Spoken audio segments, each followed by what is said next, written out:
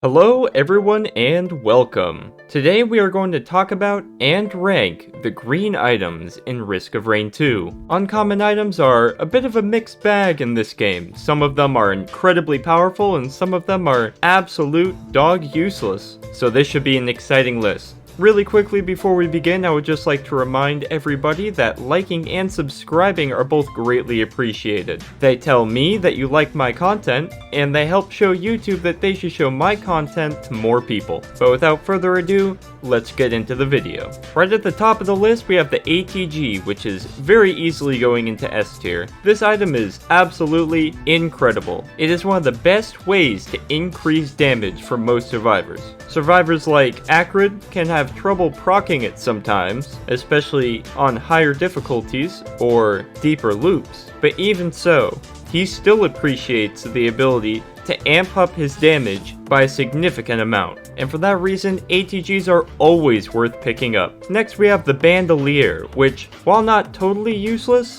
has two pretty big downsides for me, and that's why I'm putting it in the C tier. First of all, it's really only useful when mobbing, which means against Mithrix, and to a lesser extent the Voidling, this item is just dead weight. The second issue is that different survivors benefit from this item disproportionately. For example, Commando benefits from Bandolier far less than Mercenary. Berserker's Pauldron is going to go next to Bandolier in the C tier. As much as I love both attack speed and movement speed, the issue with this item is its activation condition. Killing 4 enemies within 1 second is very achievable when mobbing later into a run, but just like the Bandolier is absolutely useless against Mithrix or the Voidling, and also is hard to set up on the first few stages, where your damage is going to be lower and there are going to be fewer enemies. Chronobauble is up next, and this is going to go into high B. While Chronobauble stacks like absolute garbage, having a guaranteed minus 60% movement speed debuff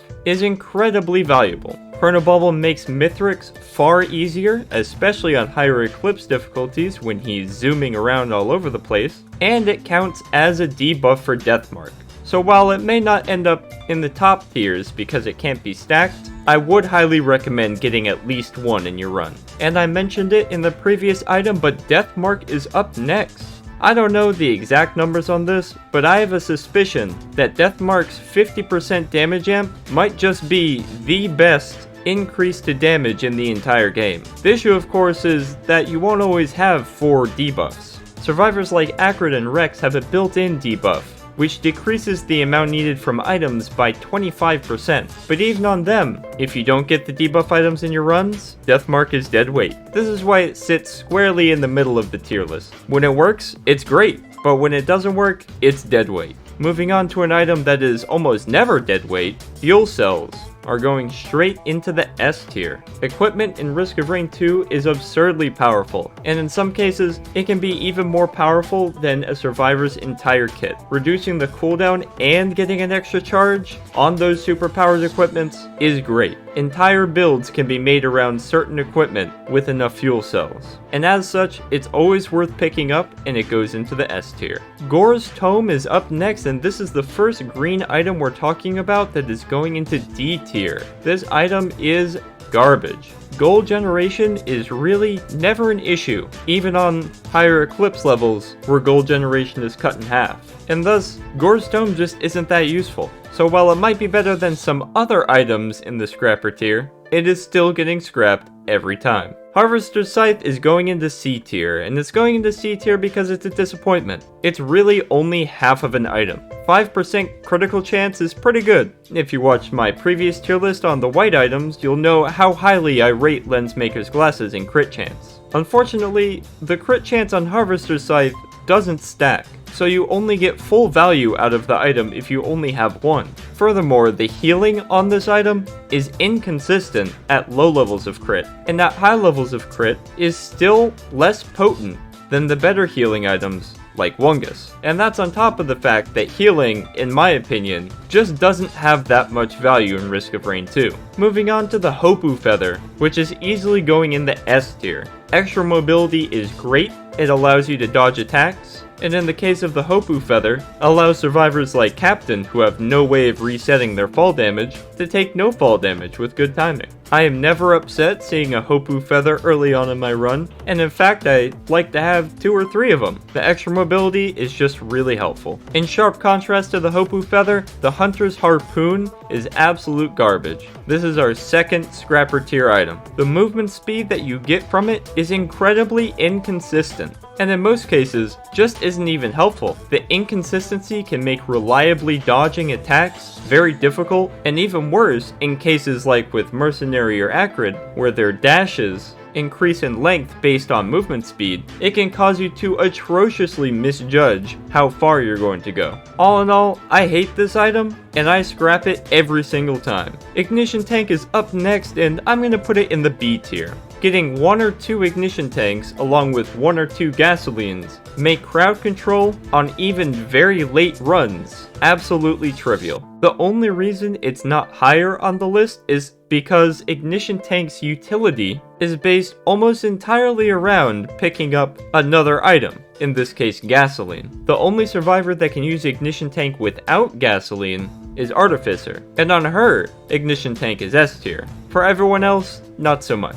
Infusion is up next, and this is going to go in the C tier along with Scythe and Bandolier. I've talked previously about different types of survivability in Risk of Rain 2. Increasing maximum health, I think, is, while better than healing, still not ideal. While it does have certain synergies with items that scale with health, that is, in my opinion, its only real use. An extra 100 health really isn't going to make much of a difference on higher difficulties or on runs where bosses are likely just going to one-shot you. The only beneficial thing I can say about it aside from that is that stacking them is very effective, but only if you can guarantee that you can scrap and regain infusion. The reason for this is because simply getting 1 infusion back after scrapping a stack of them gives you all of the health back from all of those infusions. This means that 1 infusion can have the efficiency of 2, 3, or more.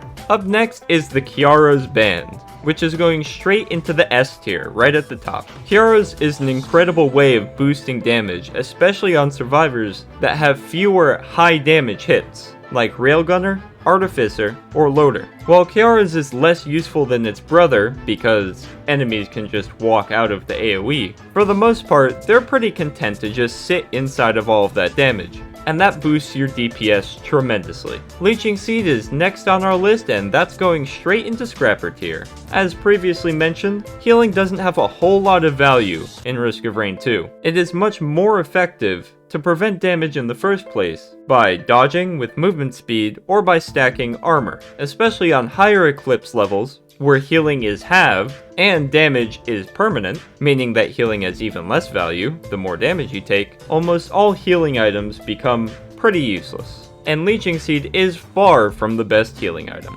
Lepton Daisy is up next, and much like Leeching Seed, it's going into D tier. I'm not going to repeat the whole spiel about how healing is bad. I'm just going to say that once again, Lepton Daisy is far from the best healing item and is always worth scrapping, even if you want the healing. Guillotine, at the other hand, is going to go into the A tier. Being able to cut down elite enemies' health bars by a certain percentage is pretty valuable, especially if you're going to be looping. On Eclipse, it's not incentivized to loop, because you do have to finish a run at Mithrix, but following the Survivors of the Void DLC, with Void Seeds popping up everywhere, Void-touched enemies count as elite monsters, and so you can get some pretty high value out of the Guillotine if you pick it up even early in a run. With that said though, unless you're thinking about looping, I would consider getting rid of them before Mithrix. Stealth Kit is going to go into the D tier. This item is garbage. Not only do you only get its effect when you take damage, but you have to take an absurd amount of damage to get it to go off. And while it's theoretically possible to set up a build where you're permanently invisible, your health is going to be so low that I think I would recommend just stacking Shaped Glass instead. Therefore, Stealth Kit is just never worth keeping. Predatory Instincts, on the other hand, is almost always worth keeping. Much like Scythe, this has a one-time use 5% critical chance, but unlike the Harvester's Scythe, the effect on predatory instincts is actually useful. This is one of the best sources of attack speed in the entire game, once you have some crit. And while some survivors get more value from attack speed than others, it's almost always useful, no matter who you're playing. The real downside to this item is that it's ugly when it's on your character. 0 out of 10 for aesthetics. Razor Wire is up next, and this item makes me kinda sad. There are so many interesting strategies and builds that can be done with Razor Wire. Stacking enough of them can cover almost the whole map in an absurd amount of procs. Unfortunately, from Eclipse 5 and above, where healing is halved, taking damage is just not a good strategy. And then once you hit Eclipse 8, where damage is permanent, even if you set up a build where you're only taking 1 damage, if you theoretically have enough repulsion armors with a Hellfire Tincture, that 1 damage is still going to stack up over a stage. That can put you in one-shot range pretty quickly. So while it's not useless, and in fact can be pretty good on lower difficulties, because it's not ubiquitous across them, it doesn't make it into the higher tiers. It's staying in B. Red Whip is up next, and it's going into the D tier. This item sucks. Out of combat movement speed has almost no value.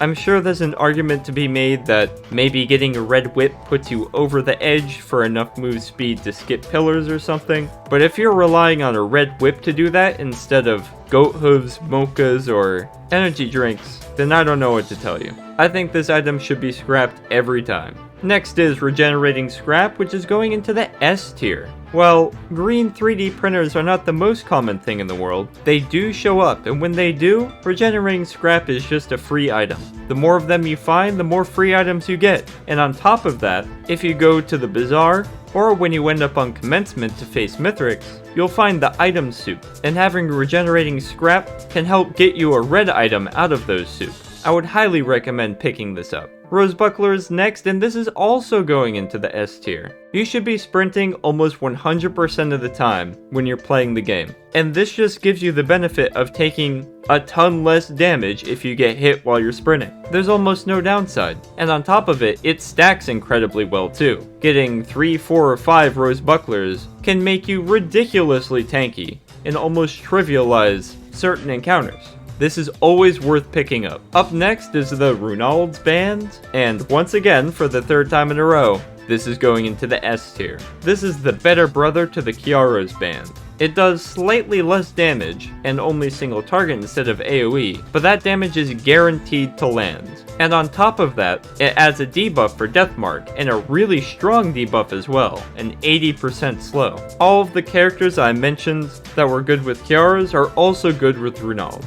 I try to stack as many of these as possible in my runs. Following up our 3 previous S tier items, we have a 4th S tier item with shipping request form. This is essentially the green equivalent of the old rusted key, back before it got consumed on use. This is a free item every single stage that you have it, so getting this on stage 1 gets you an extra 5 items by the time you hit Mithrix. Incredible amounts of value. Stacking it is not the most efficient thing, because all it does is increase the chance of getting a rarer item, but it's also not bad. At 3 stacks, there's an over 40% chance to get a green item inside of the delivery, and 3 stacks is not hard to get. Shuriken is up next, and this is going to the top of A tier. This item's incredibly powerful. It allows certain survivors to proc bans more easily, does a pretty good amount of damage, and alleviates the weaknesses of melee survivors. The only reason that Shuriken doesn't go into S tier